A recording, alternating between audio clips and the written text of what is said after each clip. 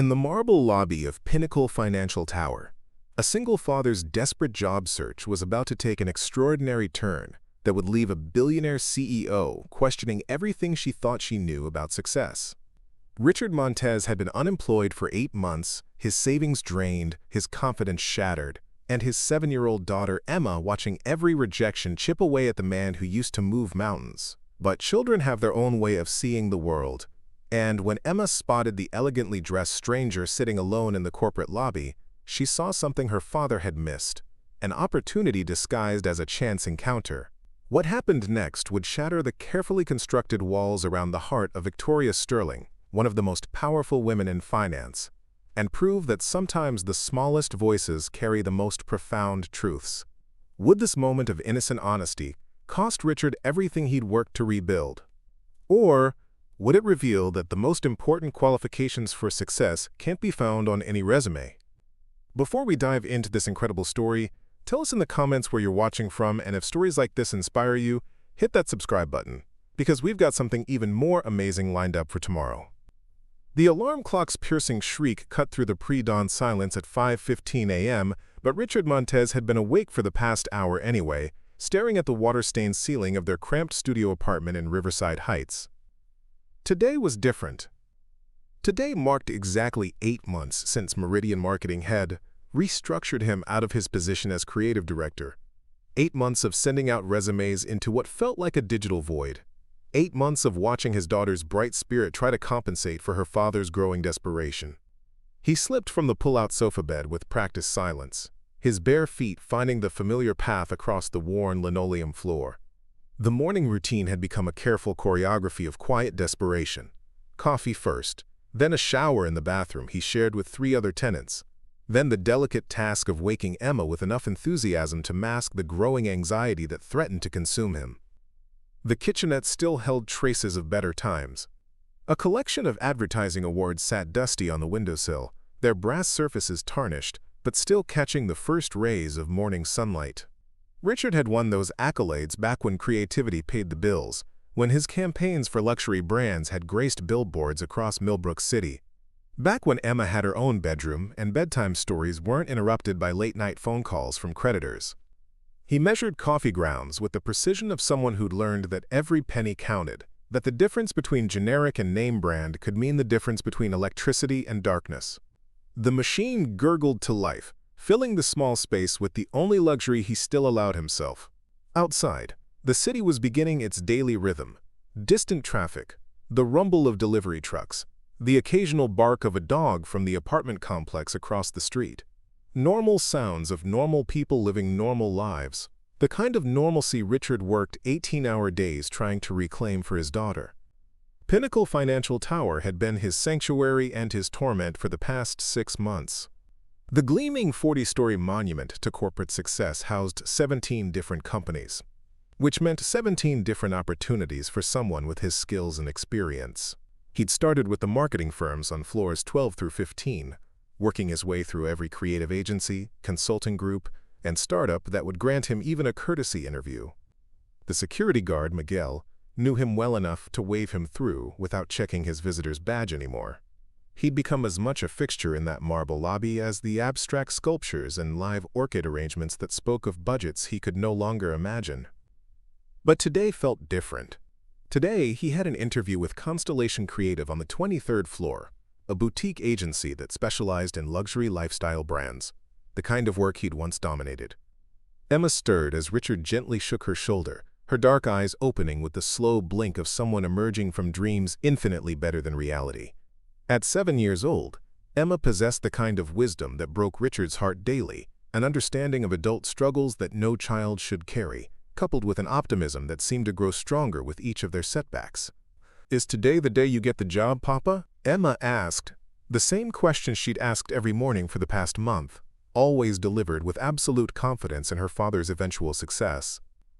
"Maybe, baby," Richard replied, smoothing Emma's tangled curls away from her face. "Mrs. Patterson will pick you up for school, and I'll be back before you know it with good news." Emma sat up with the sudden alertness of childhood, studying her father's face with the intensity of someone who'd learned to read emotions in the spaces between words. "You look different today." Different how? Like you believe it might really happen.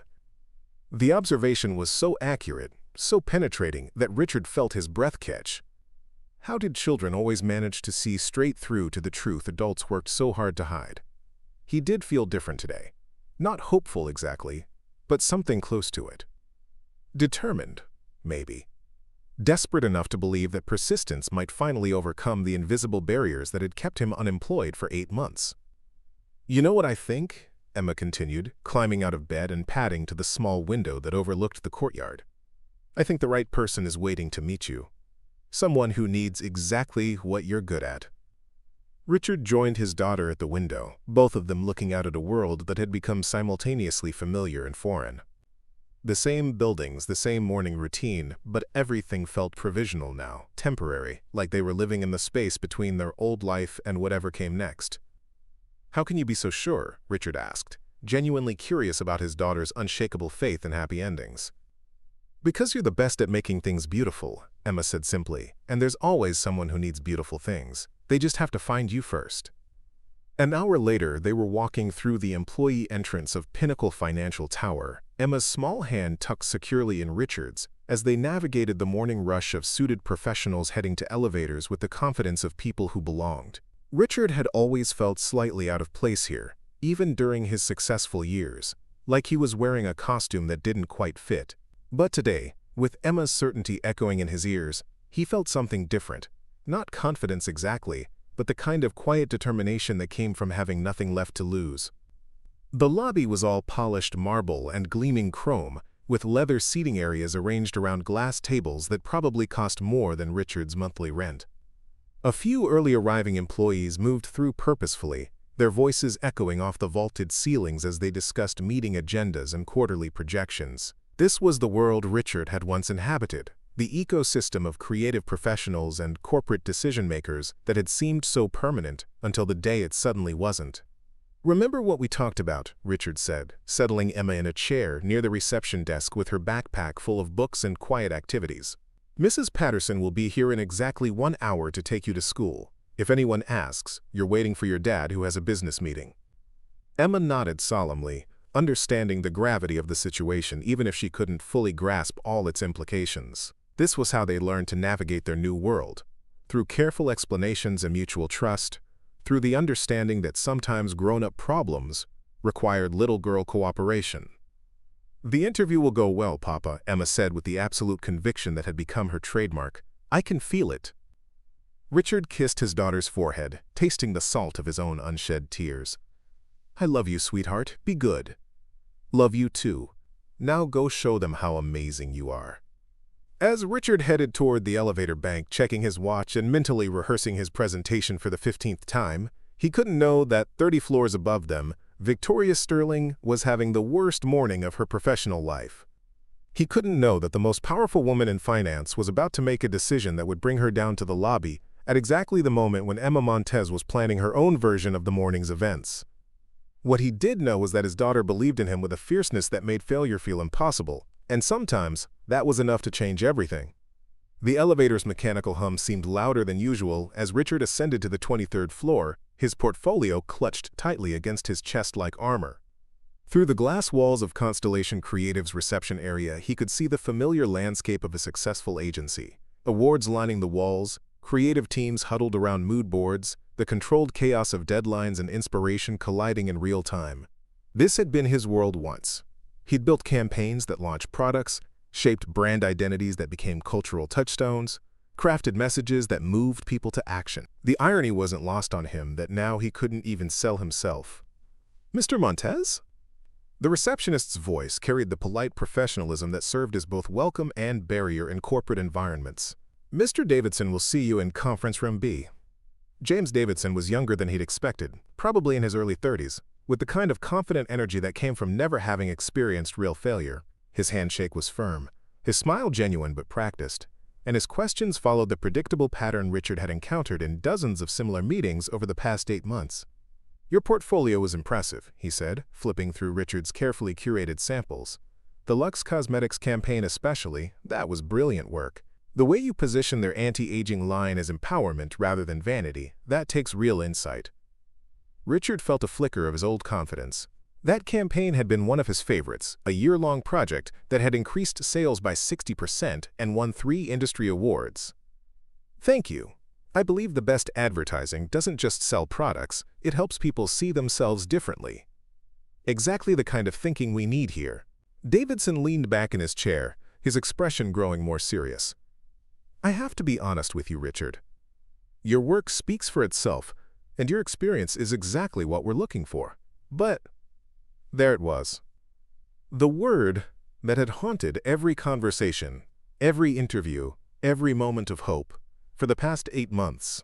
Richard braced himself for the familiar litany of concerns about his employment gap, questions about his commitment, or the subtle suggestion that perhaps he'd been away from the industry too long. But our client roster is very demanding, Davidson continued. Late nights, weekend work, international travel on short notice.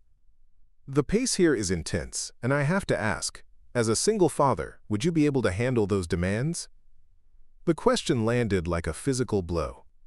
Not illegal exactly, but loaded with assumptions about his capabilities, his priorities, his value as an employee. This was the invisible barrier he'd run up against again and again, the unspoken belief that fatherhood made him somehow less than the ideal candidate. I've been managing demanding clients and impossible deadlines for 12 years, Richard replied, keeping his voice steady despite the anger building in his chest. My daughter has never interfered with my professional obligations. If anything, she's taught me to be more efficient, more focused, more creative in my problem solving. Davidson nodded, but Richard could see the doubt in his eyes. He'd seen that same expression in interview after interview, the polite smile that meant the decision had already been made, that his resume would join the pile of maybes that never quite became yeses. We'll be making our decision by Friday, he said, standing to signal the end of their meeting. Thank you for coming in. As Richard walked back toward the elevator bank, his portfolio feeling heavier with each step, he tried to maintain the professional composure that had served him through countless similar disappointments.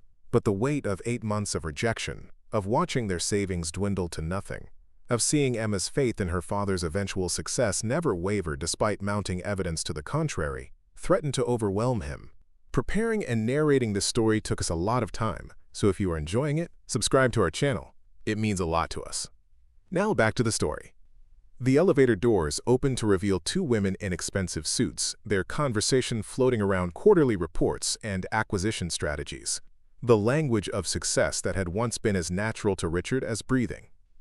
Now it felt like a foreign tongue, a reminder of the professional identity he'd lost along with his job.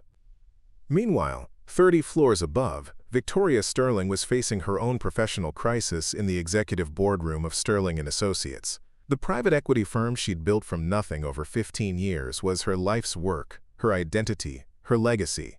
But this morning's emergency board meeting had revealed a problem that threatened everything she'd spent her career building. The Grandview Hospitality acquisition is falling apart, announced board member Patricia Walsh, her voice carrying the weight of impending disaster. Their CEO just pulled out. Says we don't understand the heart of their business, that we're just another corporate machine that will strip away everything that makes their hotels special. Victoria stared at the acquisition documents spread across the conference table, each page representing months of negotiations, due diligence, and strategic planning. The Grandview chain wasn't just another business opportunity. It was the key to their expansion into the hospitality sector, a market they'd been trying to penetrate for 3 years. What exactly did he say? Victoria asked, her voice controlled despite the frustration building inside her. That we pitch numbers and profit margins, but we don't understand what makes a place feel like home, Patricia continued.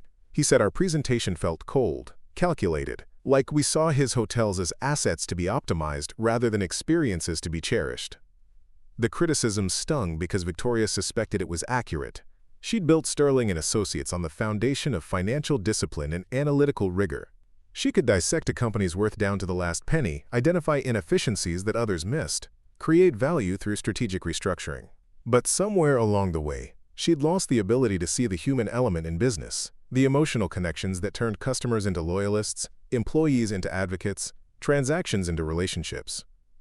We need someone who understands brand storytelling, said Thomas Chen, the newest board member and the only one brave enough to voice what everyone was thinking.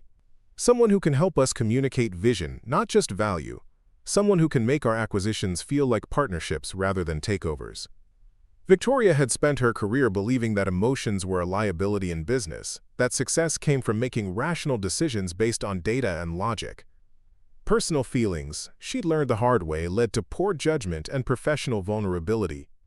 Better to maintain distance, to evaluate everything through the lens of profit and loss. But as she looked around the boardroom at the faces of colleagues who had helped her build this empire, she realized that her greatest strength might also be her greatest weakness. The same analytical detachment that made her a formidable negotiator might be exactly what was preventing her from connecting with the people whose businesses she wanted to acquire. "I'll handle this personally," she announced, surprising everyone, including herself. "Schedule a follow-up meeting with Grandview's CEO. I want to understand what we're missing."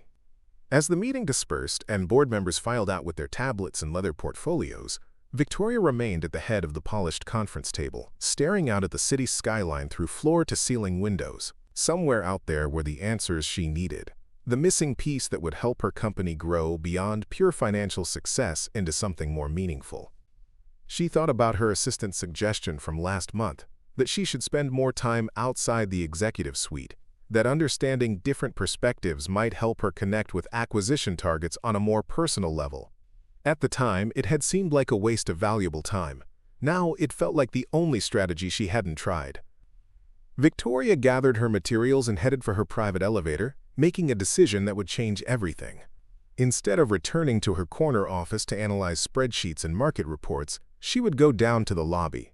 She would sit among the people who moved through her building every day, observe the human interactions she'd been too busy to notice, try to understand what she'd been missing in her pursuit of pure profit. She had no way of knowing that one floor below, Emma Montes was growing restless in her chair, watching the important-looking people with their serious expressions and expensive briefcases. The little girl had been studying the patterns of the marble floor, the way the morning light filtered through the massive windows, and most especially, the faces of the adults who moved through the space with such purpose. Soon, very soon, their worlds would collide in a way that neither could have anticipated. Victoria Sterling, with all her analytical precision and emotional barriers, was about to meet a 7-year-old who saw through facades as clearly as she saw through her father's worries. And in that meeting, both of their lives would change forever. Victoria Sterling had never sat in the lobby of her own building.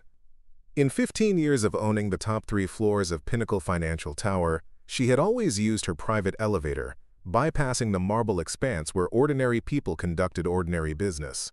But today, armed with nothing but a leather notebook and a growing sense that she'd been missing something crucial, she settled into one of the plush seating areas, with the uncomfortable awareness that she was completely out of her element. The lobby buzzed with a different kind of energy than her executive suite. Here, conversations weren't filtered through assistants or scheduled in 15-minute increments. People moved with purpose, yes, but also with the unpredictable rhythms of real life. Delays, unexpected encounters, the small dramas that unfolded when humans interacted without scripts or agendas. She opened her notebook, intending to document her observations like any other business research. But the clinical approach felt wrong somehow, like trying to capture the essence of music by analyzing frequency charts. Instead, she found herself simply watching, trying to understand what made this space feel alive in a way her corner office never had. A man in a navy blazer hurried past, phone pressed to his ear, his voice tight with the stress of rescheduling appointments. 2 women in construction uniforms shared coffee and what appeared to be photos of their children, their laughter echoing off the vaulted ceilings. An elderly man sat reading a newspaper, occasionally glancing up to smile at passers-by with the patient kindness of someone who had time to notice others. And then there was the little girl.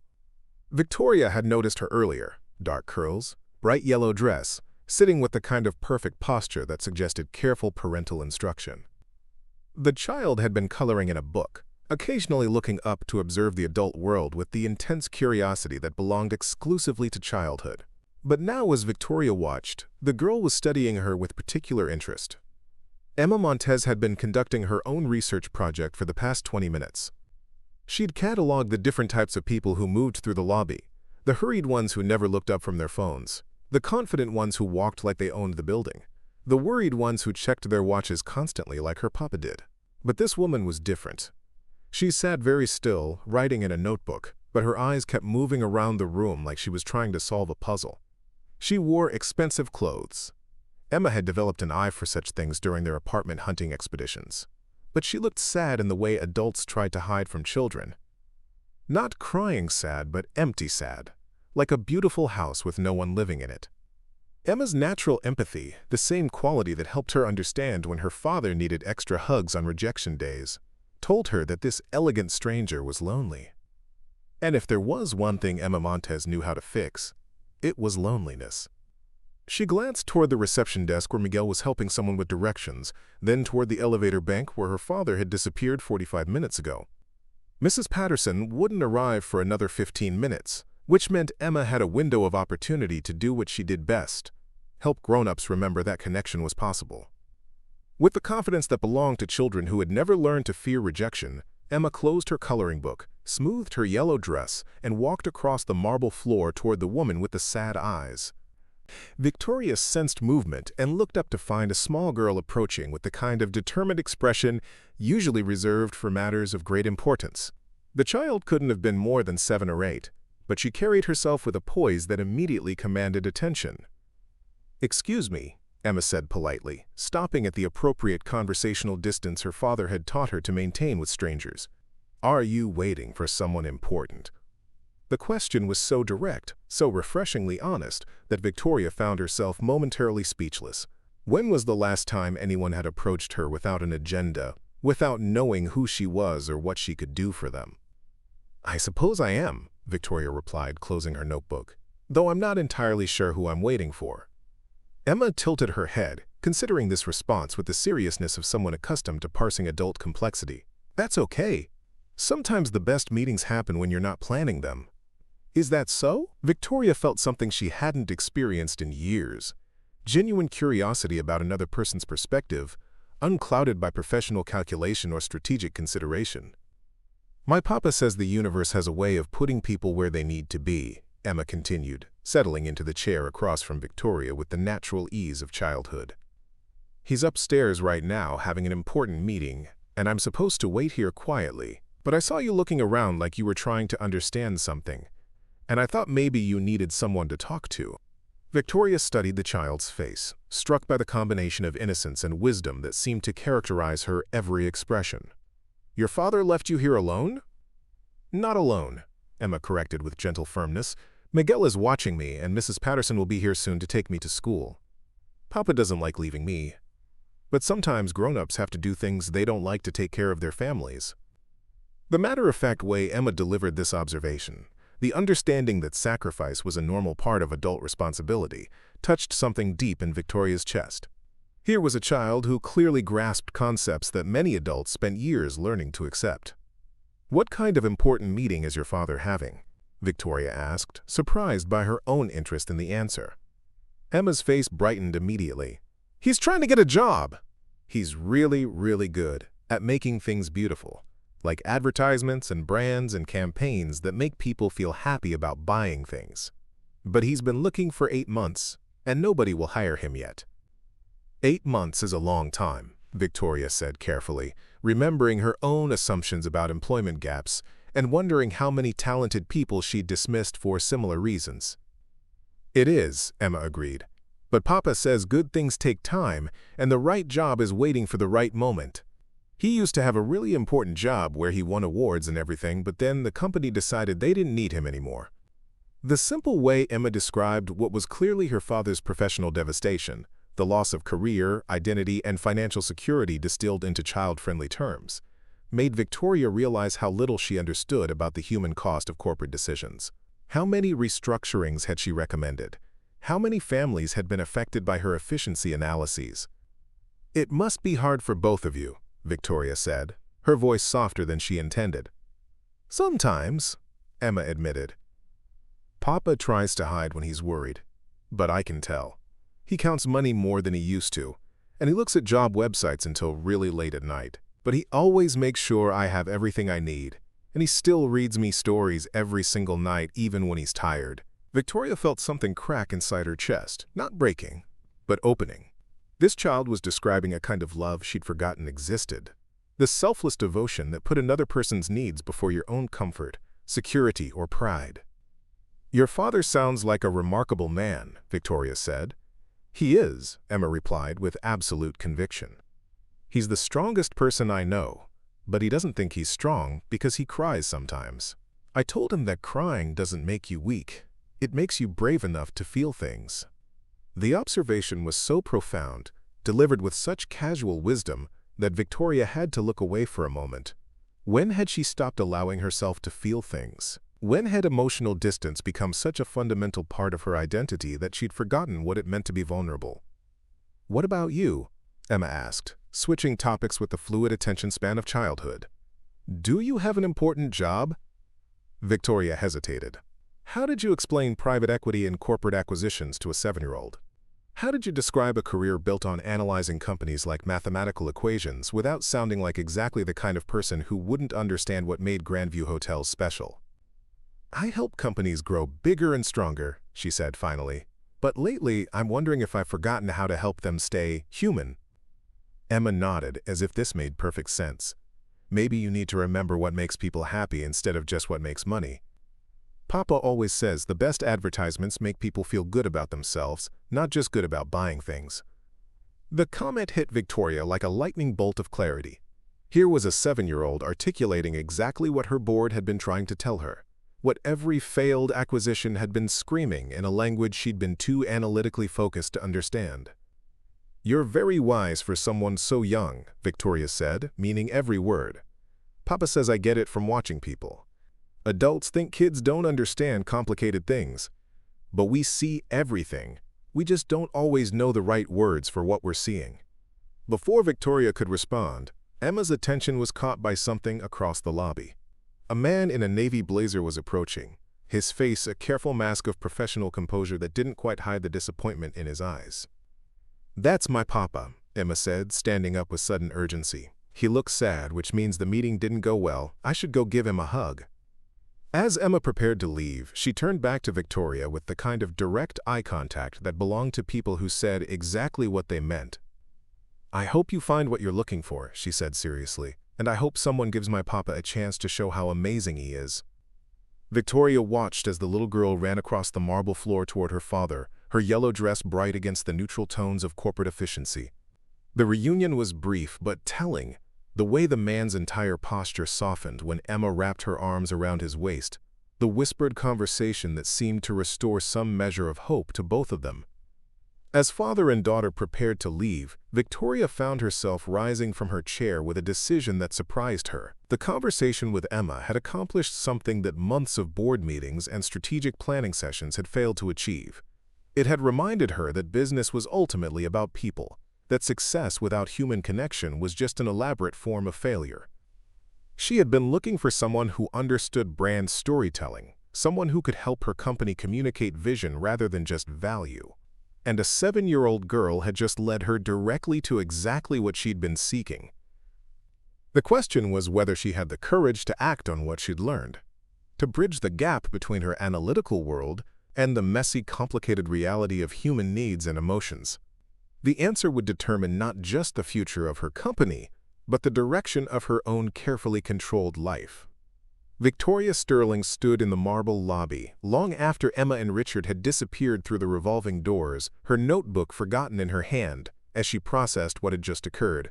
In 15 minutes of conversation with a 7-year-old, she'd gained more insight into her company's fundamental problems than months of expensive consulting reports had provided. But insight was worthless without action. And action required her to step completely outside her comfort zone. She pulled out her phone and dialed her assistant's direct line. "Jennifer, I need you to research someone for me. Richard Montes. He's a creative director who interviewed at Constellation Creative this morning.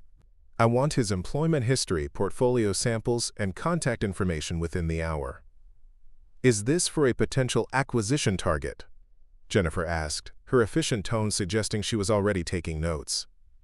"No," Victoria said, surprising herself with the decision as she spoke it. "This is for a potential hire." The silence on the other end lasted long enough for Victoria to question her own sanity. Sterling and Associates didn't hire creative directors. They didn't hire anyone who wasn't directly involved in financial analysis, deal structuring, or portfolio management. The very idea of bringing someone with Richard's background into their precisely calibrated corporate ecosystem should have seemed absurd. "Ma'am, I'm not sure I understand. Are we expanding into marketing services?" Victoria looked around the lobby one more time, watching the human interactions that had been invisible to her for so long. A maintenance worker was helping an elderly visitor find the right elevator bank, his patience and kindness transforming what could have been a frustrating experience into a moment of genuine care. Two business associates were shaking hands near the coffee cart, their laughter suggesting a deal that felt more like a partnership than a transaction. "Maybe we are," Victoria said finally, "or maybe we're just remembering that business is supposed to be about more than numbers." 20 minutes later, Victoria was back in her corner office, but everything about the familiar space felt different. The awards on her walls, the view of the city skyline, the polished conference table where she'd made hundreds of decisions based purely on profit margins. All of it seemed somehow smaller, less significant than the conversation she'd just had with a child who understood human nature better than most adults. Jennifer knocked and entered with a tablet full of information. "I found everything you requested about Richard Montes. His background is quite impressive, actually." Victoria accepted the tablet and scrolled through Richard's professional history, her admiration growing with each project description. The Luxe Cosmetics campaign that had repositioned anti-aging products as empowerment tools. The sustainable fashion initiative that had made ethical shopping feel aspirational rather than sacrificial. The nonprofit work he'd done pro bono, creating awareness campaigns that had increased donation rates by 40%. He was creative director at Meridian Marketing for 6 years, Jennifer continued. Consistently exceeded client retention goals, won industry awards, managed teams of up to 15 people. Then they restructured last year and eliminated his position along with 30% of their workforce. What about since then? 8 months of unemployment. He's interviewed at 17 different agencies, made it to final rounds at 6 of them, but no offers. I did some discreet inquiries. The feedback is always the same. Impressive skills, strong portfolio, but concerns about his availability as a single father. Victoria felt anger rising in her chest, the same protective instinct she'd experienced when Emma had described her father's struggles. Here was a man with proven talent and extensive experience being systematically excluded from opportunities because of assumptions about his personal life. "Get him on the phone," Victoria said. "I want to meet with him today." "For what position? We don't have any openings in creative services."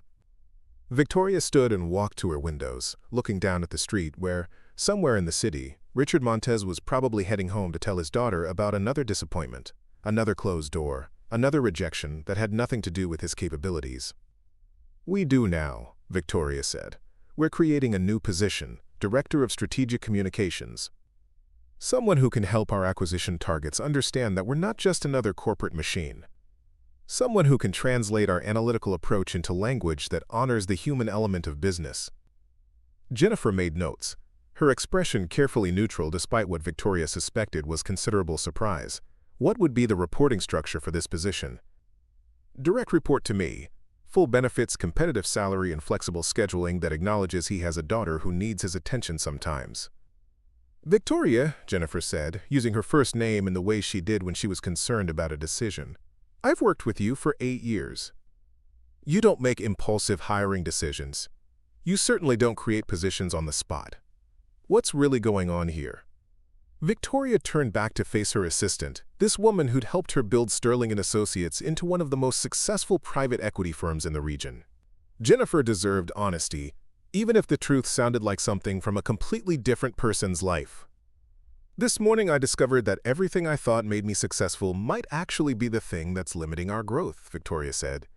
"We've been so focused on financial optimization that we've forgotten how to connect with the people whose businesses we want to acquire. And a 7-year-old girl just taught me more about human psychology than my MBA ever did." Jennifer's expression shifted from concern to curiosity. "A 7-year-old? "Richard Montes's daughter. She saw me sitting in the lobby looking lost, and instead of ignoring me like every other adult in the building, she came over to talk. She told me about her father's job search, about the strength it takes to keep trying when everyone keeps saying no, about the difference between making money and making people happy." Victoria sat back down, the weight of the decision settling over her like a comfortable revelation. I've spent 15 years building walls between myself and the emotional aspects of business. But those walls aren't protecting me, they're limiting me. If we want to grow beyond pure financial transactions into real partnerships, we need someone who understands that business is ultimately about human connections. And you think Richard Montes is that person? I think his daughter is raising him to be exactly that person, Victoria said. And I think we'd be lucky to have someone on our team who's learned to navigate adversity with grace, who understands what it means to fight for something that matters, who's been forced to develop the kind of resilience that comes from having someone else depend on your success. Jennifer nodded slowly, her fingers moving across her tablet screen. I'll set up the call. But Victoria, what if he says no? What if he's not interested in working for a private equity firm? What if he wants to stick with traditional creative agencies? Victoria considered the question, thinking about Emma's absolute faith in her father's eventual success, about the way Richard's face had softened when his daughter hugged him, about the kind of loyalty that would grow from offering opportunity when everyone else offered only rejection. How well-just. Then I'll have to convince him that this is exactly the opportunity he's been waiting for, Victoria said. Because something tells me Richard Montes doesn't give up easily, and neither do I. An hour later, Victoria found herself in the unfamiliar position of making a cold call to someone who had no. Richard Montes stood in the bathroom of their studio apartment, staring at his reflection in the medicine cabinet mirror, while Emma sat on the edge of the bathtub, providing commentary on appropriate interview attire for jobs that seemed too good to be true. The navy suit makes you look like you know important things, Emma declared with the authority of someone who'd spent months watching her father prepare for interviews. But the gray one makes you look friendlier. What kind of person is Miss Sterling? Richard adjusted his tie for the fourth time, still struggling to process the phone call that had turned their evening upside down. I honestly don't know, sweetheart. She seemed different, professional, but not in the way I'm used to. Different how? She listened to your entire story about our situation without interrupting, asked about your interests and hobbies, and when I told her I'd never worked in finance, she said that was exactly why she wanted to meet me. Richard turned to face his daughter, seeking the wisdom that had become his North Star through 8 months of uncertainty. Does that sound normal to you? Emma considered this with the seriousness she brought to all important matters. Normal is boring, Papa. Maybe she's the kind of different that makes good things happen. The meeting was scheduled for 10 a.m. the following day, which meant another morning of careful orchestration.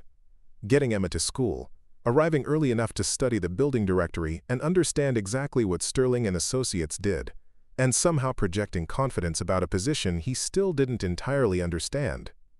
Richard had spent half the night researching private equity, trying to comprehend how his background in consumer marketing could possibly fit into a world of financial analysis and corporate acquisitions. The more he read, the more confused he became. Sterling and Associates specialized in purchasing underperforming businesses, restructuring their operations, and selling them for profit. What did any of that have to do with creative storytelling or brand communication? But Victoria Sterling's voice on the phone had carried something Richard hadn't heard from a potential employer in months. Genuine interest. Not the polite professionalism that preceded predictable rejections, but actual curiosity about his perspective and experience. It was that quality, more than the mysterious nature of the position, that had convinced Richard to take the meeting seriously. The next morning brought the familiar ritual of preparation, but with an undercurrent of possibility that felt both exciting and terrifying. Emma helped choose accessories, declared Richard's portfolio, quote, very impressive and official-looking, and offered her standard pre-interview blessing. Remember that you're amazing, and if they don't see it, that's their problem, not yours.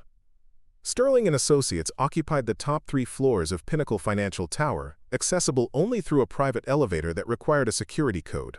The reception area was a study in understated luxury, rich woods, contemporary art, and furniture that spoke of serious money managed by serious people. Richard had never felt more out of place, or more determined to prove he belonged. Mr. Montes? The receptionist's smile was warmer than Richard had expected from such a formal environment. Miss Sterling is looking forward to meeting you.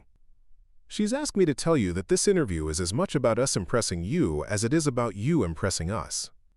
The comment was so unexpected that Richard almost laughed. When was the last time a potential employer had acknowledged that the process should be mutual, that his interest and approval mattered as much as theirs? Victoria Sterling's office was nothing like what Richard had anticipated. Yes, there were the expected trappings of executive success, the commanding view of the city, the polished conference table, the awards and business publications that spoke of professional achievement. But there were also unexpected touches. A small, potted orchid on the windowsill, a collection of books about behavioral psychology on the bookshelf, and prominently displayed on the desk, a child's drawing that looked remarkably like Emma's distinctive artistic style. "Mr. Montes," Victoria said, rising from behind her desk with a handshake that managed to be both professional and genuinely welcoming. "Thank you for coming. I hope you don't mind that I kept this." She gestured to the drawing, and Richard recognized it immediately. A crayon masterpiece Emma had created the previous evening, showing a woman in a business suit shaking hands with a man while a little girl watched approvingly. Emma had insisted on giving it to the nice lady who might give Papa a job, and Richard had forgotten about it until this moment. "Emma wanted you to have it," Richard said, touched that Victoria had not only kept the drawing, but given it a place of honor in her intimidating office. "She said it was important for you to remember that business meetings could be happy occasions." "She's absolutely right," Victoria said, settling into the chair across from Richard rather than maintaining the power dynamic of sitting behind her desk. "In fact, Emma's perspective on happiness and success is part of why I wanted to meet with you today." Richard opened his portfolio, prepared to launch into his standard presentation about campaign metrics and brand positioning, but Victoria held up a gentle hand to stop him. "Before we talk about your professional background, I'd like to tell you why this position exists," Victoria said. 3 months ago, we lost a major acquisition because the target company's CEO said we approached business like accountants rather than people. He told us we understood profit margins, but not what makes customers loyal, employees motivated, or communities invested in a company's success. Richard found himself leaning forward, intrigued despite his confusion about where this was heading. "Since then, we've lost 3 more potential deals for similar reasons," Victoria continued. "Not because our financial analysis was wrong, but because we couldn't communicate why our involvement would enhance rather than diminish what made these businesses special. We've been treating every acquisition like a mathematical equation when we should have been treating them like relationships. And you think I can help with that?" "I think you understand something fundamental that I've forgotten," Victoria said. "Emma told me that the best advertisements make people feel good about themselves, not just good about buying things. She said you taught her that creativity isn't about making things pretty. It's about making connections that matter." Richard felt something shift inside his chest, a recognition that this conversation was moving into territory he'd never explored in a professional context. "That's true. The campaigns I'm most proud of aren't the ones that drove the highest sales numbers. They're the ones that changed how people saw themselves, that made them feel understood and valued." "Exactly," Victoria said, her eyes lighting up with an intensity Richard hadn't expected. "What if we could approach business acquisitions the same way? What if instead of presenting spreadsheets and efficiency reports, we could tell stories about partnership and growth that honor what already exists while creating space for something better?" For the first time in 8 months, Richard felt the familiar electricity of creative challenge, the spark that came from being presented with a problem that required both analytical thinking and imaginative solutions. This wasn't just another marketing position. It was an opportunity to pioneer an entirely new approach to business communication. "Can you give me a specific example?" Richard asked, his professional instincts fully engaged now. Victoria pulled out a folder and spread several documents across the coffee table between them. Grandview Hotels. Family-owned chain, 3 generations, 12 locations across the region. Impeccable service, loyal customer base but struggling with modernization and capital investment. Perfect acquisition target from a financial perspective. Richard studied the materials, profit and loss statements, market analysis, demographic data. All the information needed to make a logical business decision, but nothing that captured what made Grandview special. "What did you tell them when you pitched the acquisition?" "That we could improve their profit margins by 18% through operational efficiencies, expand their market reach through strategic partnerships, and provide capital investment for technology upgrades that would streamline their booking and customer service systems." Richard nodded slowly, beginning to understand the problem. "And what did they tell you?" "That we sounded like every other corporate firm that had approached them over the years." that we saw their hotels as assets to be optimized rather than communities to be nurtured, that we didn't understand what hospitality actually means. "Do you?" Richard asked, the question coming out more directly than he'd intended. Victoria was quiet for a moment, her expression thoughtful rather than defensive. "Until yesterday, I would have said that hospitality was about efficient service delivery and customer satisfaction metrics. But Emma taught me something about what it really means to make someone feel welcome, to see them as a person rather than a transaction. I think Grandview's CEO was trying to tell us the same thing." Richard looked at the financial documents again, but now he was seeing them through a different lens, not as data points to be optimized, but as the foundation for a story about preservation and growth, tradition and innovation, the delicate balance between honoring the past and embracing the future. "What if we approached them again?" Richard said, his mind already racing with possibilities. "But instead of leading with efficiency improvements, we led with understanding. What if we showed them that we recognize what makes their hotels special and want to help them do more of that, not less?" Victoria leaned back in her chair, a smile spreading across her face that transformed her entire appearance. "That's exactly what I was hoping you'd say." As they continued talking, sketching out ideas and exploring possibilities, Richard realized that Emma had been right about this meeting being different. For the first time in months, he wasn't trying to fit himself into someone else's vision of what they needed. Instead, he was being asked to bring his own perspective, his own creativity, his own understanding of human nature, to solve problems that mattered. The conversation that followed would lay the groundwork for a partnership that neither had expected, but both desperately needed.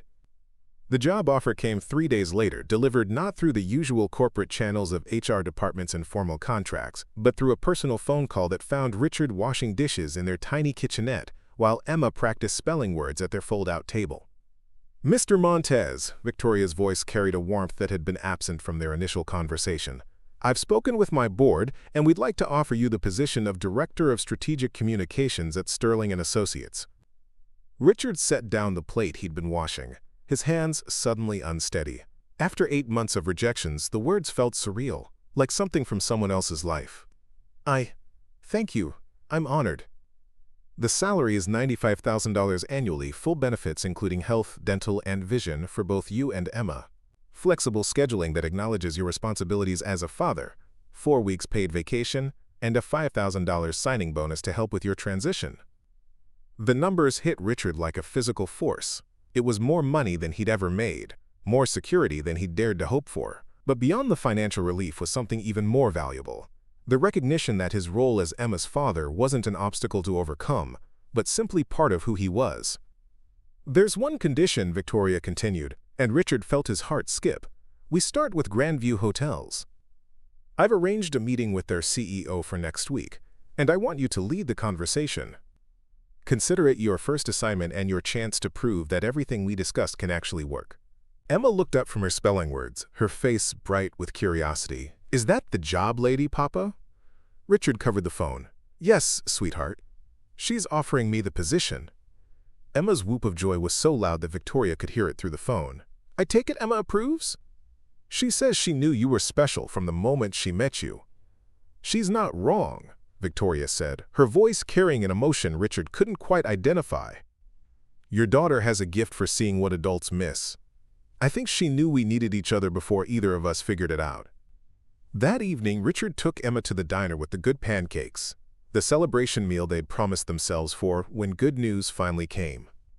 As they slid into a red vinyl booth beneath fluorescent lights that had seen better decades, Emma declared it the most important dinner of their lives.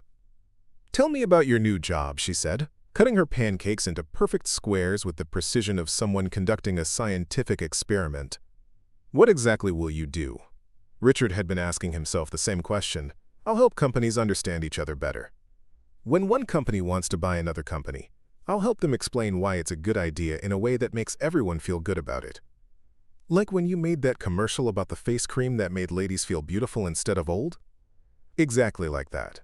But instead of selling face cream, I'll be selling the idea that businesses can work together to make things better for everyone." Emma nodded sagely. "That sounds important. Ms. Victoria seems like she really needs someone who understands feelings." The observation was so accurate that Richard paused with his fork halfway to his mouth. What makes you say that? She was sitting in that lobby looking like she'd forgotten how to be happy, Emma said matter-of-factly.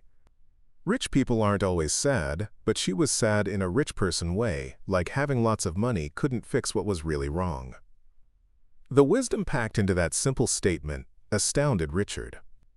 His 7-year-old daughter had diagnosed something about Victoria Sterling that probably took most people years to recognize. "Do you think she'll be happier now that she has me to help her?" "I think you'll help each other be happier," Emma replied. "That's what the best jobs do. They make everyone better." The next morning brought a new routine. Richard woke up not with the familiar dread of another day of uncertainty, but with the anticipation of meaningful work. He had a week to prepare for the Grandview Hotel's meeting, which meant research, strategy development, and the kind of creative problem-solving he'd missed more than he'd realized. Victoria had arranged for him to receive all the files related to their previous attempts with Grandview, along with comprehensive background information about the hotel chain's history, culture, and market position. As Richard spread the documents across their small table, Emma appointed herself his research assistant. "This family has been running hotels for 60 years, Richard explained, reading from the company history. 3 generations of the same family, starting with the grandfather who opened the first location in 1963. "That's older than you, Papa." "Much older than me, and look at this. They've never had a single location close permanently. Even during economic downturns, they found ways to keep every hotel open and every employee working." Emma studied the photographs of the various Grandview locations, her young eyes taking in details that Richard might have missed. They all looked different from each other. She was right. Unlike major hotel chains with their standardized designs and identical amenities, each Grandview property had its own character, reflecting the community it served and the era in which it was built.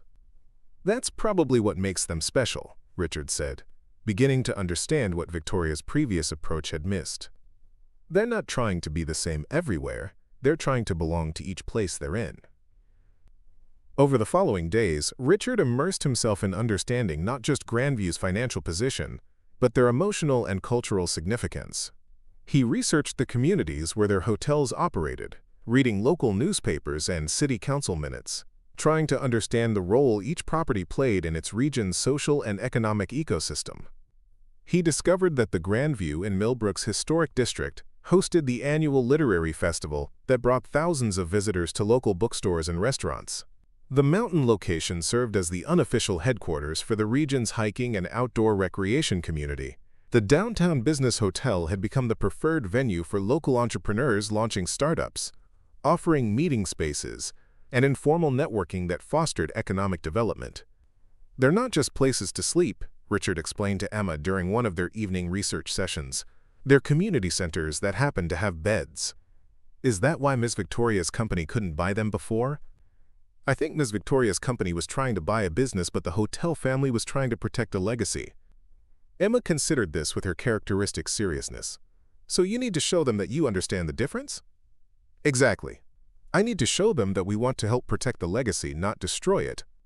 As the week progressed, Richard found himself working with an energy and focus he hadn't experienced since his Meridian marketing days. But this felt different from his previous creative projects. This wasn't about selling products or services.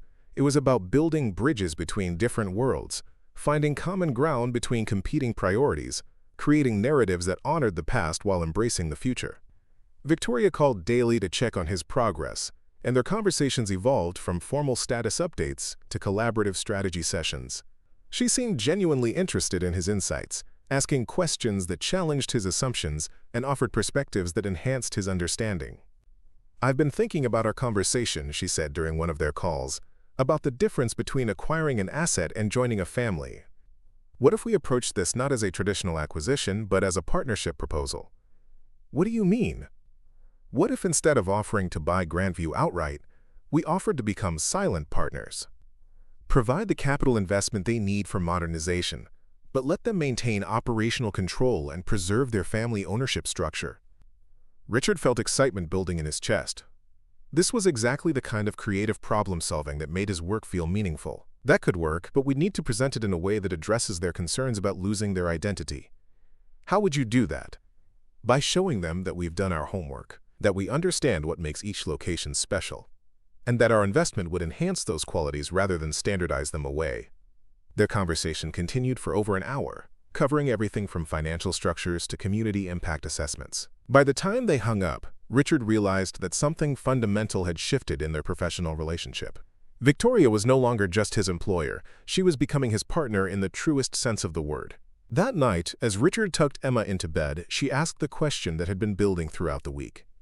"Papa, are you happy again?" The question caught him off guard. He'd been so focused on practical concerns, the job, the income, the security, that he hadn't stopped to consider the emotional transformation that had been taking place. "You know what, sweetheart? I think I am." "I can tell," Emma said, settling into her pillow with the satisfaction of someone whose predictions had proven accurate. "You've been humming while you work, and you forgot to check our bank account balance yesterday." Richard laughed, amazed once again by his daughter's observational skills. "Is that how you knew I was getting happier?" "That. And you've stopped looking scared when the phone rings." As Richard turned off the light and prepared to tackle another evening of preparation for the Grandview meeting, he realized that Emma was right about more than just his emotional state. For the first time in 8 months, he was approaching professional challenges from a position of strength rather than desperation. He had meaningful work, financial security, and most importantly, a sense that his skills and perspective were not just tolerated, but genuinely valued. The transformation felt so complete that he had to remind himself it had all started with a chance encounter in a corporate lobby, facilitated by a 7-year-old who saw possibility where adults saw only obstacles. Tomorrow would bring new challenges, but tonight brought something he'd almost forgotten how to feel: confident anticipation about what the future might hold. The Grandview Hotel's headquarters occupied a converted Victorian mansion in downtown Millbrook, its original architectural details preserved with a kind of meticulous care that spoke of genuine reverence for history. As Richard and Victoria approached the wraparound porch on the morning of their crucial meeting, Richard felt the familiar pre-presentation electricity, but without the desperate edge that had characterized his job interviews over the past 8 months. "Remember," Victoria said quietly as they climbed the front steps, "this isn't about convincing them to sell. It's about convincing them we understand what they're trying to preserve." Richard adjusted his portfolio, which now contained not just financial projections and partnership proposals, but photographs of each Grandview location, local newspaper articles about community events, and testimonials from longtime guests that he'd spent days collecting. "I've got it. We're not buying a business. We're investing in a legacy." The reception area felt more like a family living room than a corporate office, with antique furniture, family photographs spanning 3 generations, and a coffee service that included homemade cookies from the bakery next door. It was exactly the kind of authentic, personal touch that major hotel chains had systematized out of existence. "Mr. Montes, Miss Sterling," the receptionist greeted them with genuine warmth. "Mr. Grandview is looking forward to meeting you. He's asked me to apologize in advance. His granddaughter's school play is tonight, so he'll need to wrap up by 4 o'clock." Victoria and Richard exchanged glances, both recognizing the significance of that detail. Here was a CEO who scheduled business meetings around elementary school performances, who prioritized family obligations over corporate convenience. It was exactly the kind of authentic human touch that their previous approach had failed to acknowledge. Thomas Grandview was in his 60s, with silver hair and the kind of comfortable confidence that came from building something meaningful over decades rather than quarters. His office was a study in controlled nostalgia, vintage hotel memorabilia mixed with modern technology, family photos alongside industry awards, the careful balance of someone who honored the past while embracing necessary change. "I'll be honest," he said after the initial pleasantries, settling into a leather chair that had probably been in his family for decades. "I wasn't planning to take this meeting. Your previous proposals felt like every other corporate pitch I've received over the years. Lots of efficiency metrics, not much understanding of what we actually do here." "That's exactly why we wanted to meet," Richard said, opening his portfolio with the confidence of someone who'd done his homework. "Because we realized our previous approach missed the most important thing about Grandview Hotels. You're not in the hospitality business. You're in the community building business." Thomas raised an eyebrow, his expression shifting from polite skepticism to genuine interest. "Explain that." Richard pulled out the photographs he'd collected, spreading them across the coffee table between them. "Your Millbrook location doesn't just host the annual literary festival. It's become the cultural heart of the downtown revitalization effort. Local bookstores report a 30% increase in year-round sales since you started the quarterly author reading series. He moved to another photograph. Your mountain property isn't just a place for hikers to sleep. It's the unofficial headquarters for trail maintenance volunteers, conservation education programs, and search and rescue coordination. The local Park Service told me they consider you an essential partner in wilderness preservation. Thomas leaned forward, studying the images with growing amazement. You researched all of this? Every location, Victoria added, her voice carrying an enthusiasm Richard had never heard before. Because we realized that what we were trying to acquire wasn't just real estate and revenue streams. We were trying to become part of communities that your family has been serving for 3 generations. Richard continued, pulling out local newspaper clippings and community impact reports. Your downtown business hotel has incubated 17 successful startups in the past 5 years through your informal networking events and flexible meeting space policies. The Regional Economic Development Council credits you with helping create over 200 jobs. And your family reunion packages, Victoria said, producing a folder of guest testimonials, aren't just marketing promotions. They're helping families maintain connections across generations. We found dozens of stories about grandparents meeting grandchildren for the first time, siblings reconciling after years apart, families creating traditions that will last for decades. Thomas was quiet for a long moment, his expression moving through surprise, recognition, and something that looked like emotional validation. In 40 years of running this business, no one has ever taken the time to understand what we're actually accomplishing. Most corporate buyers see inefficiencies, where we see investments in community relationships. That's because most corporate buyers are evaluating you against standardized hotel metrics, Richard said.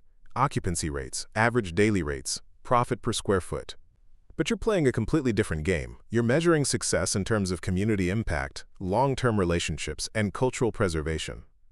Which is exactly why traditional acquisition models don't work for what you've built, Victoria added. You can't optimize community relationships the way you optimize supply chains. You can't standardize authentic hospitality the way you standardize check-in procedures. Thomas stood and walked to his window, looking out at the downtown district that his hotels had helped revitalize. So what are you proposing? Victoria and Richard had rehearsed this moment extensively, but now that it was here, Richard felt the weight of everything that depended on getting it right. Not just the success of his new position, but the preservation of something genuinely valuable in an increasingly corporatized world. Partnership, not acquisition, Richard said. Sterling & Associates provides the capital investment you need for infrastructure improvements and technology upgrades, but the Grandview family maintains operational control and ownership structure. Think of us as silent partners who specialize in preserving exactly what makes your property special, Victoria continued. Instead of standardizing your operations, we'd help you systematize your approach to community engagement so other hotels could learn from your model. Richard pulled out the final component of their presentation, a detailed proposal that had taken him days to perfect. We'd established the Grandview Institute for Community-Centered Hospitality. Your family's approach becomes a case study for sustainable tourism that benefits local communities rather than exploiting them. Other hotel operators would pay to learn your methods, Victoria explained. Regional tourism boards would partner with you to develop community-integrated visitor programs. You'd become consultants to your industry rather than just operators within it. Thomas returned to his chair, studying the proposal documents with the careful attention of someone who'd learned not to trust corporate promises.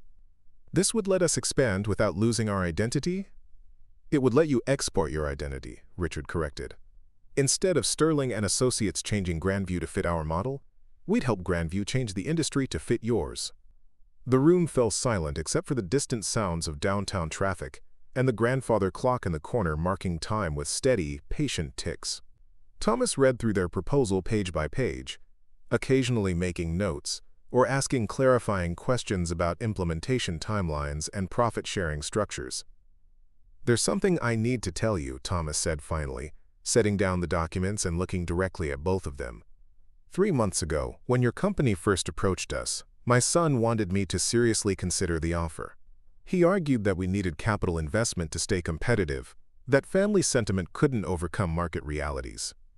Richard felt his stomach tighten, wondering if they were about to learn that despite their new approach, the decision had already been made. But my granddaughter, she's 8 years old, Ask me why we would want to sell something that makes people happy to someone who might make it just like everything else." Thomas smiled, the first genuinely warm expression they'd seen from him. She said that special things should stay special even if it's harder. "Smart kid," Victoria said, and Richard caught something in her voice that suggested she was thinking about another 8-year-old whose wisdom had changed everything. "Very smart," Thomas agreed. "Which is why I'm interested in your proposal. Because for the first time, someone is offering to help us stay special, rather than asking us to become ordinary." As they continued discussing implementation details and partnership structures, Richard realized that something profound was happening in that Victorian mansion office. They weren't just negotiating a business deal. They were pioneering an entirely new model for corporate growth that honored human values alongside financial returns. The conversation that followed would establish the framework for Sterling and Associates' transformation from a traditional private equity firm into something unprecedented in their industry. But more importantly, it would prove that Richard's belief in the power of authentic storytelling could create value that transcended anything measurable in quarterly reports. By the time they left Grandview headquarters 3 hours later, Richard understood that he wasn't just successful in his new job, he was helping create a new definition of what success could mean.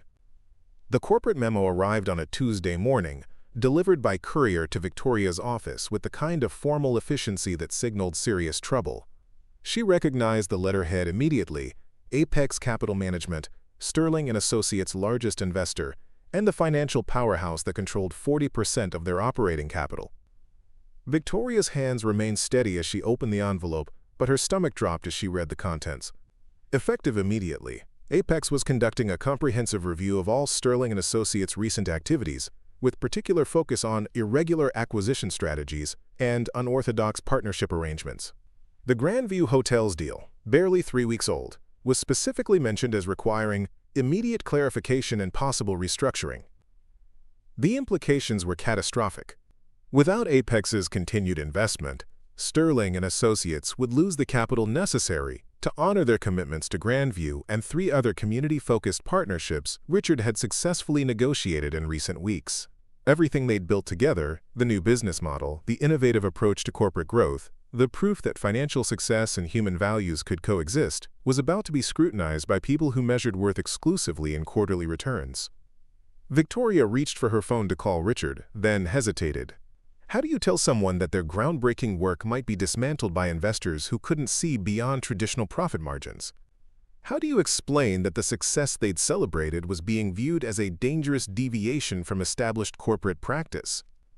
Instead, she called Apex directly, reaching Marcus Webb, the managing partner who'd been questioning Sterling and Associates' soft approach to business development since Richard's first day.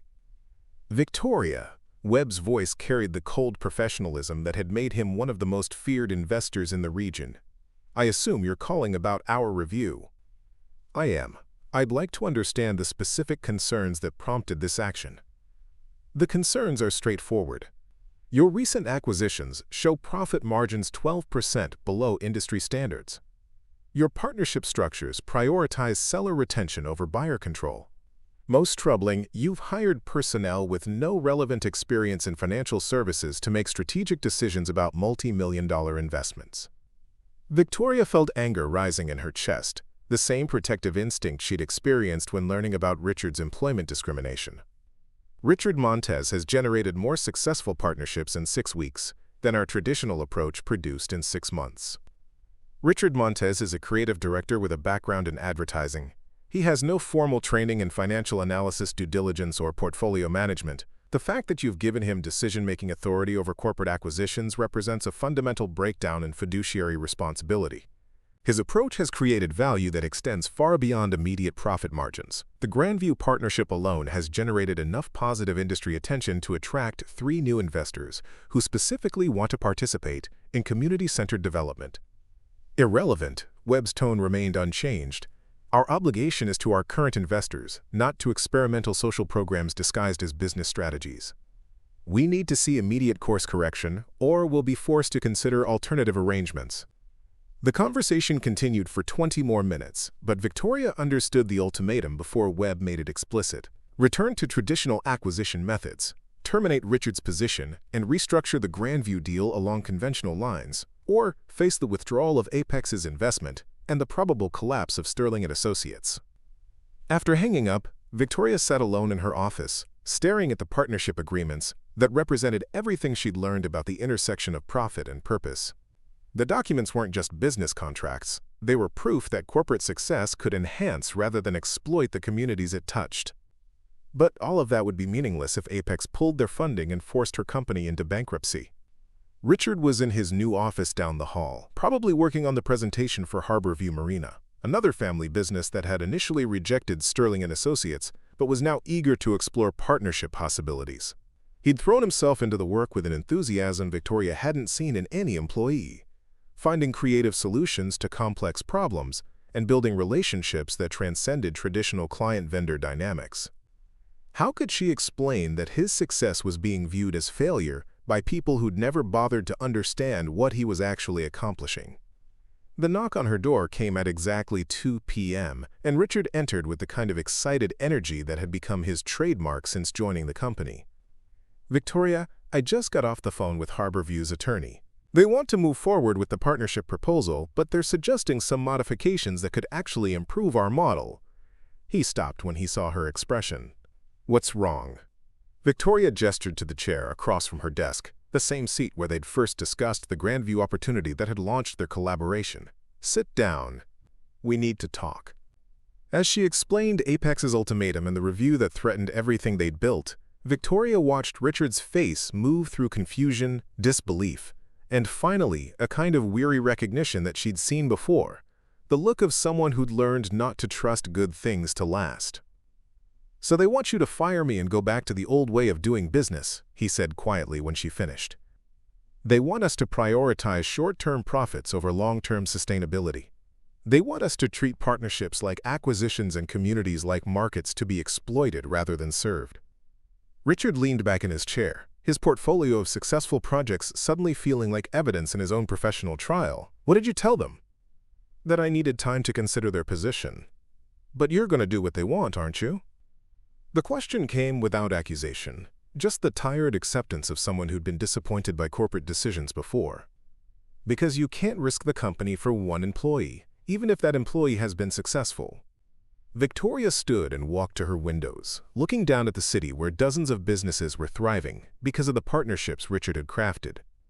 6 months ago, that's exactly what I would have done. Apex's investment is crucial to our operations. Losing their backing would jeopardize everything I've spent 15 years building. But Emma asked me something when you first started here. She wanted to know if I'd ever had a best friend as a grown-up. When I said no, she asked why not, and I told her that grown-ups don't have best friends the same way kids do. Richard waited, unsure where this was leading. She said that was sad because everyone needs someone who cares if they're happy, someone who fights for them when things get difficult. Victoria turned back to face him. "I've been thinking about that conversation a lot lately. Victoria, you can't sacrifice your company for a friendship." "I'm not sacrificing it for a friendship, I'm fighting for it because of a principle. Because everything we've accomplished together proves that there's a better way to do business. And someone needs to be brave enough to defend that against people who measure everything in quarterly reports." Richard felt something shift in his chest, the same recognition he'd experienced during their first meeting, that this woman was offering him something more valuable than just employment. She was offering partnership in the truest sense, the kind of professional relationship built on shared values rather than mutual convenience. "What are you going to do?"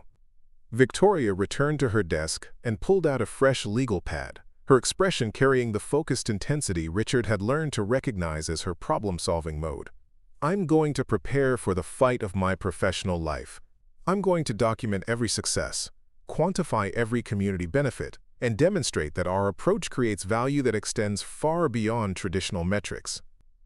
And if they're not convinced, then we'll find investors who are. Because what we've built here isn't just a business strategy. It's proof that corporate success and human dignity don't have to be mutually exclusive. That's worth fighting for, even if it means starting over."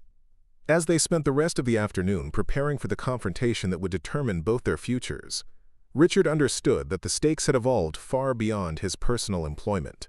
They were fighting for the right to define success in human terms, to build businesses that served communities rather than simply extracting profit from them.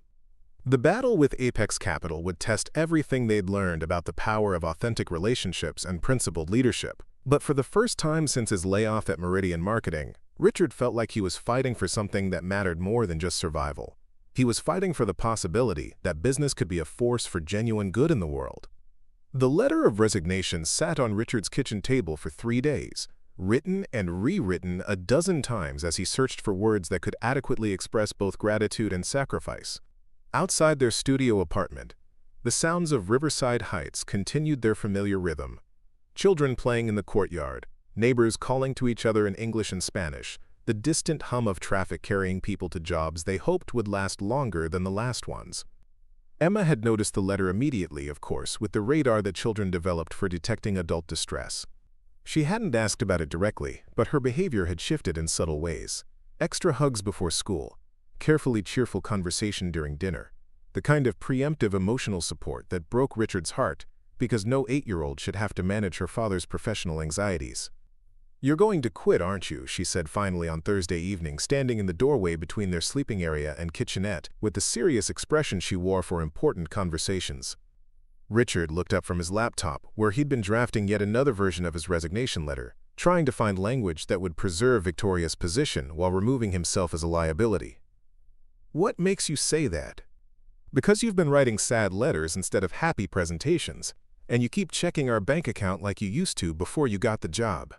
Emma padded across the worn linoleum and climbed onto his lap with the familiarity of someone who'd been providing comfort longer than she should have needed to. "Are the mean money people trying to make Ms. Victoria fire you?"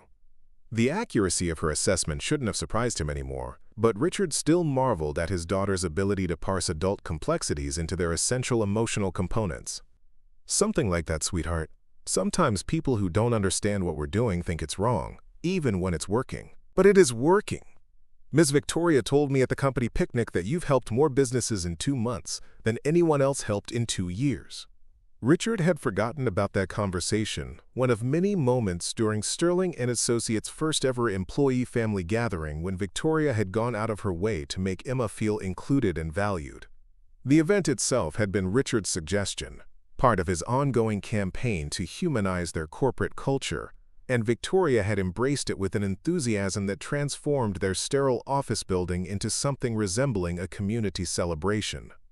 "Sometimes doing the right thing isn't enough if the people with the money don't agree with you," Richard explained, hating the lesson he was teaching but knowing Emma deserved honesty about how the world actually worked.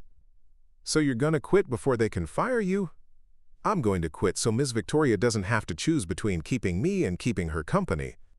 Emma was quiet for a long moment, her small hands playing with the buttons on his shirt while she processed this information. "That's very brave, Papa, but it's also very sad."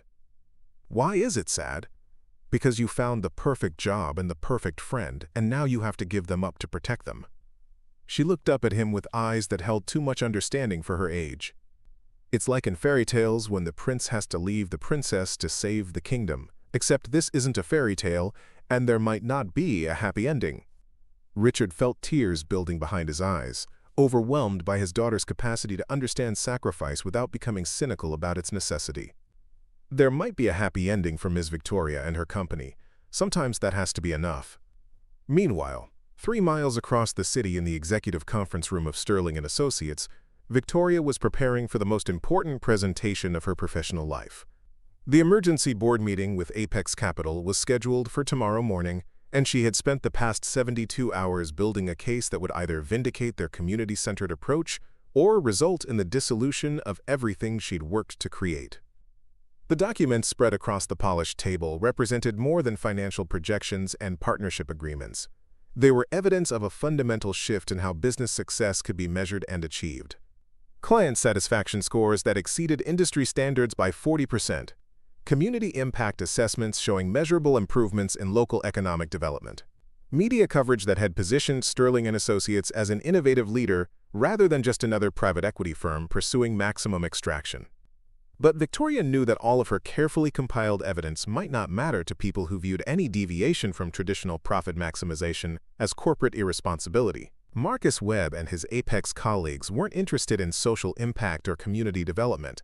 They wanted quarterly returns that satisfied their own investors, who in turn answered to shareholders who measured success exclusively in stock price appreciation. Jennifer knocked and entered with coffee and the kind of concerned expression that meant she'd been fielding increasingly hostile calls from Apex's legal team.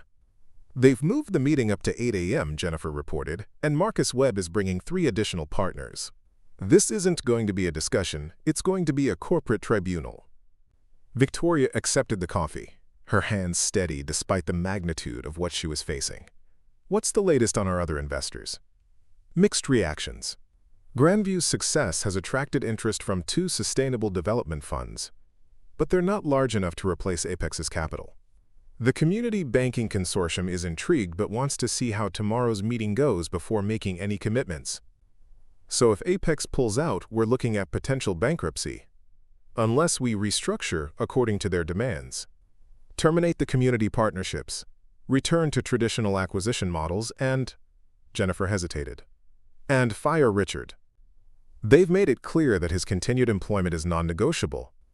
Victoria stood and walked to the windows overlooking the city, where thousands of people were heading home from jobs that might disappear tomorrow if corporate boardrooms decided their human value was less important than shareholder returns. Somewhere out there, Richard was probably crafting his resignation letter, trying to save her company by removing himself from the equation. The irony wasn't lost on her.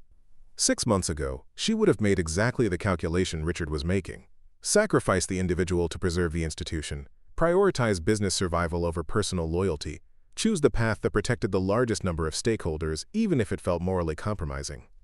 But Emma's simple wisdom about friendship and loyalty had changed how she understood professional responsibility. Richard hadn't just brought innovative strategies to Sterling & Associates. He'd brought humanity back to her approach to business. He'd reminded her that companies existed to serve people, not the other way around. Her phone buzzed with a text message, and she glanced down to see Richard's name on the screen. "Victoria, I've decided to submit my resignation effective immediately. This will remove the primary objection to your partnership model and allow you to negotiate with Apex from a position of strength. It's been an honor working with you. Please tell Emma I'm proud of how much she's taught all of us about what really matters." "Richard?" Victoria stared at the message, feeling something crack inside her chest. Here was a man willing to sacrifice his first real opportunity in 8 months to protect her company and their shared vision for ethical business practices. He was offering to disappear quietly, to let her blame their innovative approaches on his inexperience, to preserve her professional reputation at the cost of his own future. It was exactly the kind of noble gesture that proved why he was worth fighting for. Victoria deleted the message without responding and turned back to Jennifer with an expression of absolute determination. "Cancel all my appointments for the rest of the evening. I need to prepare for tomorrow's meeting, and I need to make some calls to people who understand that the most profitable investments are often the ones that take the longest to pay off." "Victoria, what are you planning?" "I'm planning to fight for something worth preserving, even if it means losing everything I've spent 15 years building." She gathered the partnership documents and financial projections, her movements carrying the focused energy of someone who'd finally decided what she was willing to risk everything to protect. "Because Richard and Emma taught me something that Marcus Webb will never understand. Success without humanity isn't success at all. It's just elaborate bookkeeping." As Victoria prepared for the confrontation that would determine whether their revolutionary approach to business could survive in a world dominated by quarterly profit reports, she carried with her the knowledge that some battles were worth fighting regardless of the odds. Tomorrow would prove whether principled leadership could triumph over pure financial calculation, or whether the corporate world would force them back into the soulless efficiency that measured worth only in dollars and cents. The boardroom on the 40th floor of Apex Capital Management felt designed to intimidate, with floor-to-ceiling windows offering a commanding view of the city and a polished black table that reflected the serious faces of people accustomed to making decisions that affected thousands of lives without ever meeting those whose futures hung in the balance. Victoria arrived at 7:45 a.m., 15 minutes early, carrying a portfolio that represented more than business documents. It contained proof that corporate success and human dignity could coexist, evidence that the most sustainable profits came from partnerships built on mutual respect rather than exploitation. But as she settled into her chair and watched Marcus Webb and his 3 partners review their own materials with the clinical detachment of surgeons preparing for amputation, she understood that facts alone wouldn't win this battle. "Victoria," Webb began without preamble once the meeting was called to order, "we appreciate you taking time from your schedule to address our concerns about Sterling & Associates' recent operational changes." The formal language was carefully chosen to establish power dynamics from the first sentence. This wasn't a collaborative discussion between partners. It was a performance review conducted by people who held the financial authority to eliminate everything she'd worked to build. "Thank you for the opportunity to present our results," Victoria replied, matching his professional tone while opening her portfolio with hands that remained steady despite the magnitude of what was at stake. "I think you'll find that our community-centered approach has generated returns that exceed traditional metrics in measurable and sustainable ways." Webb's expression remained neutral, but Victoria caught the slight tightening around his eyes that suggested he'd already made his decision and was simply allowing her to present evidence he had no intention of considering seriously.